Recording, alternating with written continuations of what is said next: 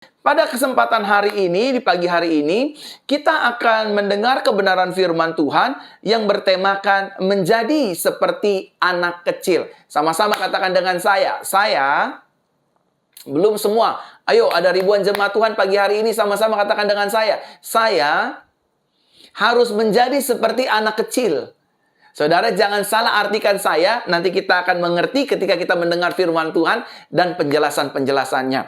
Mari kita lihat satu kebenaran firman Tuhan dalam Injil Matius pasal ke-18, mulai dari ayat kedua hingga ayat yang keempat, dalam terjemahan Indonesia Modern Bible. Dikatakan demikian, maka Yesus memanggil seorang anak kecil dan menempatkannya di tengah-tengah mereka, serta berkata, sesungguhnya aku berkata kepadamu, jika kamu tidak berubah dan menjadi seperti anak kecil ini, kamu sekali-kali tidak dapat masuk ke dalam kerajaan surga. Oleh karena itu, setiap orang yang merendahkan dirinya seperti anak kecil ini, dialah yang lebih besar dalam kerajaan surga. Saudaraku terkasih dalam Tuhan, dalam menjalani hidup ini dan dalam kita mengikut Tuhan, maka kita perlu yang namanya menjadi bijaksana dan menjadi dewasa. Sama-sama katakan dengan saya, dalam menjalani hidup ini, belum semua, jangan lemas-lemas Bapak Ibu Saudara. Ayo, ada ribuan jemaat Tuhan yang menyaksikan siaran langsung ini. Sama-sama katakan dengan saya, dalam menjalani hidup ini, dalam mengikut Tuhan, maka saya harus bijaksana. Amin. Bukan hanya kita harus bijaksana, tetapi kita juga harus dewasa. Sama-sama katakan dengan saya harus bijaksana dan saya juga harus dewasa. Nah, pertanyaan besarnya adalah, mungkin ada di antara saudara bertanya-tanya, saya harus bijaksana bagaimana? Saya harus dewasa dalam hal apa? Dalam bijaksana, dalam dewasa, dalam hal apa? Yang pertama, saudara dan saya dalam menjalani hidup ini dan mengikut Tuhan, maka kita perlu bijaksana dan dewasa dalam hal bersikap. Sama-sama katakan dengan saya harus bijaksana, saya harus dewasa dalam bersikap. Jadi ketika kita sedang diomongi oleh orang lain, ketika kita sedang direndahkan hidup kita dengan orang lain, kita tidak akan membalas yang jahat dengan yang jahat. Kita tidak akan terpancing dengan hasutan, emosi dari orang yang ingin menjatuhkan hidup kita. Oleh karenanya, dalam kita bersikap Bapak Ibu Saudara, kita diminta oleh Tuhan, kita diminta oleh firman Tuhan untuk saudara dan saya pada akhirnya hidup dalam kebijaksanaan dan juga dewasa, tentunya dalam bersikap. Sikap kita sebagai anak Tuhan sangatlah berbeda dengan orang yang hidup di luar Tuhan. Makanya Tuhan berkata dengan jelas, saudara dan saya adalah garam dan terang dunia. Artinya hidup kita akan mempengaruhi banyak orang. Tentu mempengaruhi ini bukan dengan hal-hal negatif, tetapi dengan hal-hal positif.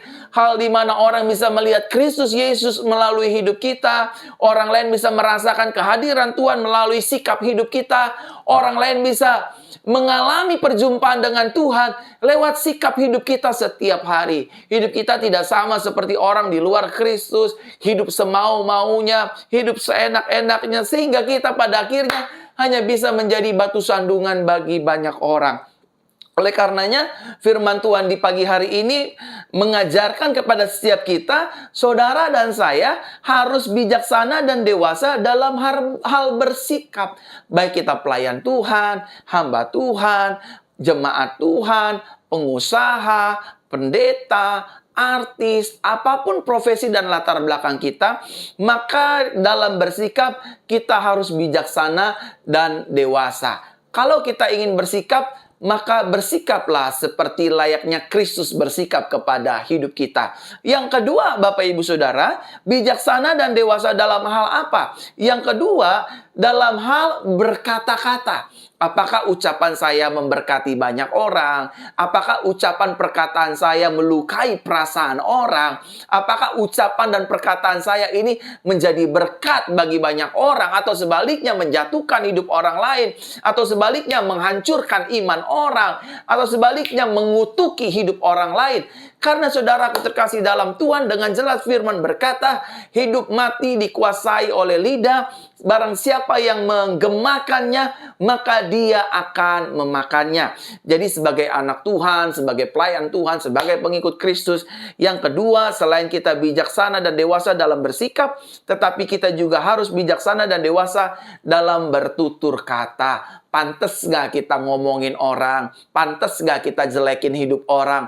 Pantes gak kita merendahkan hidup orang lain? Pantes gak kita menyombongkan diri kita sendiri dengan kita menyampaikan kata-kata yang arogan, kata-kata yang angkuh, kata-kata yang tidak menjadi berkat, kata-kata yang hanya buat orang lain kesal, emosi, dan marah melihat hidup kita.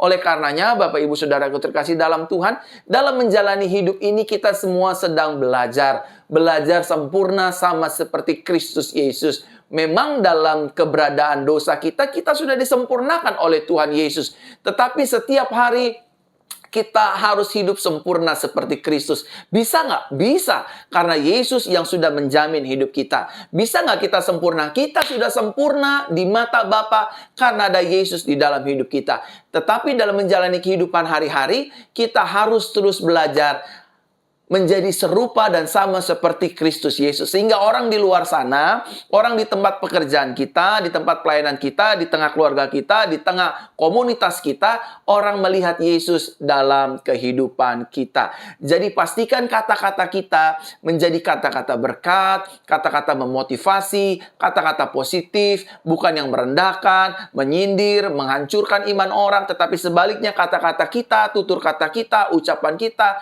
membangkitkan iman orang lain dan juga membangkitkan iman kita sendiri. Jadi yang kedua, kita akan bijaksana dan dewasa dalam hal berkata-kata. Dan yang ketiga, bijaksana dan dewasa dalam hal apa? Bijaksana dan dewasa dalam hal bertindak. Kira-kira kita berpikir terlebih dahulu sebelum kita melakukan segala sesuatunya. Apakah ini yang saya lakukan ini melukai hati Tuhan ya? Apakah yang saya lakukan ini merugikan diri saya sendiri ya? Apakah yang saya lakukan ini melukai hati orang lain ya? Apakah yang saya lakukan ini bikin malu nama keluarga ya? Nah, kita ini harus bijaksana dan harus dewasa. Kita nggak boleh bilang, ya udah biarin aja hidup-hidup saya sendiri yang tanggung. Saya mau pakai baju terbuka kek, saya mau ngerokok kek, saya mau pakai anting kek, cowok pakai anting kek banyak-banyak, saya mau tato kek, memang hidup kita. Tetapi ingatlah saudara, Bible mencatat hidupmu dan hidupku bukan milik kita lagi. Karena kita sudah ditebus oleh kuasa darah Yesus. Jadi hidupmu dan hidupku adalah milik Kristus Yesus. Sama-sama katakan dengan saya, hidup saya milik Yesus. Belum semua, sama-sama katakan dengan saya, hidup saya milik Yesus. Amin. Kalau hidup kita milik Yesus, maka kita harus hidup sama seperti Yesus. Bertindak seperti Yesus, bertutur kata seperti Yesus, sehingga pada akhirnya nama Yesus kita dipermuliakan. Yang setuju katakan amin. Nah, saudaraku terkasih dalam Tuhan, bukan hanya bijaksana dan dewasa dalam menjalani hidup ini dan mengikut Tuhan, tetapi kita juga diminta oleh Tuhan sesuai pembacaan firman Tuhan pada hari ini. Kita diminta, saudara dan saya diminta oleh Tuhan untuk menjadi seperti anak-anak kecil. Sama-sama katakan dengan saya diminta Tuhan untuk menjadi seperti anak-anak kecil. Amin. Artinya kita diminta oleh Tuhan tidak memiliki motivasi-motivasi jelek, motivasi-motivasi busuk. Yang kedua, artinya kita diminta untuk hidup tulus seperti anak-anak kecil. Dan kita diminta oleh Tuhan menjadi seperti anak-anak kecil. Maksudnya adalah supaya kita terus hidup bergantung kepada Tuhan. Bergantung kepada orang tuanya. Nah, pertanyaan yang kedua, Bapak Ibu Saudaraku terkasih dalam Tuhan, mengapa Tuhan mau kita menjadi seperti anak-anak kecil? Pertanyaannya kan begitu, kenapa sih Tuhan mau hidup saya menjadi seperti anak-anak kecil? Yang pertama, karena anak kecil itu polos dan tidak memiliki motif jahat. Sama-sama katakan dengan saya, anak kecil itu pikirannya polos dan tidak memiliki motif jahat. Ketika anak kecil meminta sesuatu kepada mama papanya, maka permintaannya itu permintaan yang jujur, permintaan yang polos. Nah, Tuhan mau jemaat Tuhan, anak-anak Tuhan harus berkaca dari anak-anak kecil yang ketika dia meminta kepada papanya, meminta kepada mamanya, meminta dengan jujur dan polos, tanpa ada tendensi kebusukan apapun. Oleh karenanya, Bapak Ibu Saudaraku terkasih dalam Tuhan, ketika kita berdoa kepada Tuhan juga, kita mintanya polos. Tuhan sembuhkan aku, Tuhan pulihkan aku, berkati ekonomiku, sertai aku. Kita mintanya nggak ngancam-ngancam sama Tuhan. Kalau Tuhan nggak berkati saya pindah agama. Kalau Tuhan nggak berkati saya nggak mau pergi ke gereja. Kalau Tuhan nggak berkati saya nggak mau balikan perpuluhan. Kalau Tuhan tidak mau menyembuhkan saya nggak mau lagi baca firman Tuhan. Nah, ini kan bukan seperti anak kecil, tetapi seperti orang yang kekanak-kanakan. Beda anak kecil sama kekanak-kanakan, saudara.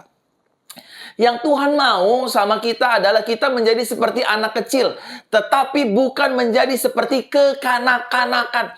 Orang yang doanya tidak dijawab terus marah, dia kanak-kanak. Bukan anak kecil, tetapi kanak-kanak. Lihat anak-anak.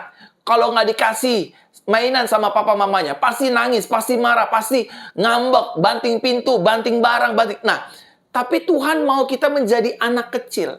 Anak kecil itu polos.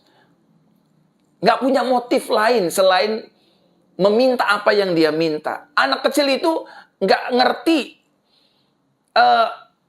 hal baik dan hal buruk. Dia polos aja ngikutin orang tuanya. Oleh karenanya di kesempatan hari ini, di pagi hari ini, Tuhan mau kita menjadi seperti anak kecil, karena anak kecil itu polos dan tidak memiliki motif jahat.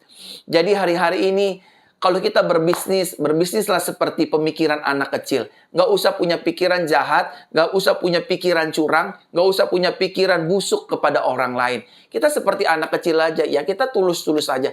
Anak kecil kan kalau bermain satu dengan yang lain, dia tulus. Dia nggak mikir, dia mau jahatin saya nggak ya? Dia mau jatuhin saya nggak ya? Dia mau hancurin hidup saya nggak ya?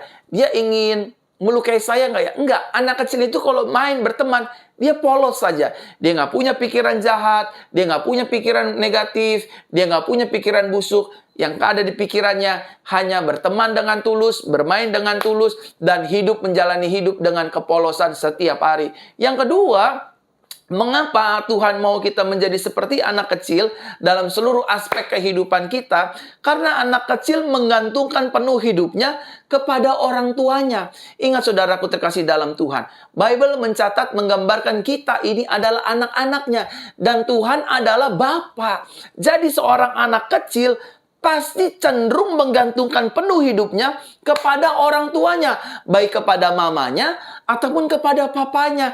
Makanya Tuhan mau menghimbau saudara dan saya dalam pekerjaan, dalam bisnis, dalam pelayanan, studi sekolah, seluruh aspek kehidupan kita, jadilah seperti anak-anak kecil. Artinya, jadilah seperti anak kecil yang senang mengandalkan orang tuanya. Anak-anak kecil itu kekuatannya hanya orang tuanya.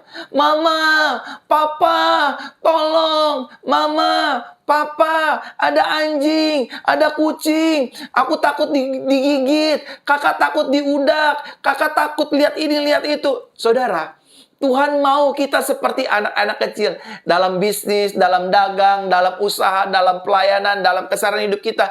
Setiap hari kita berseru dan mengandalkan Tuhan. Depend on Christ in our daily activity. Setiap aktivitas keseharian kita depend, kita bergantung penuh dengan Tuhan Yesus Kristus. Sama seperti anak kecil, Pak, aku mau makan, Pak, aku mau susu, Pak, aku mau ini, Pak, aku mau ini, Pak, aku mau jalan-jalan. Dia tuh depend on his parents gitu. Anak kecil itu bergantung dengan orang tuanya. Dan hari ini, pagi hari ini, Tuhan ingin saudara dan saya bergantung penuh kepada Tuhan. Amin. Supaya firman Tuhan itu tergenapi, diberkatilah orang yang mengandalkan Tuhan, yang mengharapkan diberkatilah orang yang mengandalkan Tuhan, yang hatinya melekat kepada Tuhan, yang harapannya hanya tertuju kepada Tuhan. Ketika kita sama seperti anak kecil, dalam bisnis kita mengandalkan Tuhan, dalam pelayanan kita mengandalkan Tuhan, dalam sekolah kita mengandalkan Tuhan. Dalam dagang, usaha, keseharian kehidupan kita, kita mengandalkan Tuhan. Seperti layaknya anak kecil mengandalkan orang tuanya.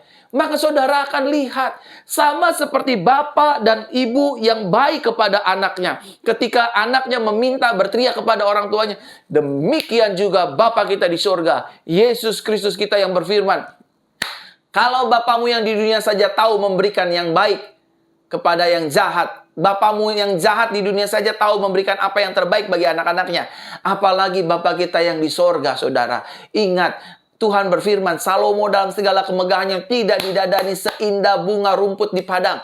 Tetapi saudara dan saya, seperti anak kecil yang meminta kepada bapaknya, Bapa tolong aku, Bapa lepaskan aku, merdekakan aku, bebaskan aku, sembuhkan aku, berkati aku. Tuhan mau kita seperti anak kecil, bergantung penuh kepada pribadi Tuhan.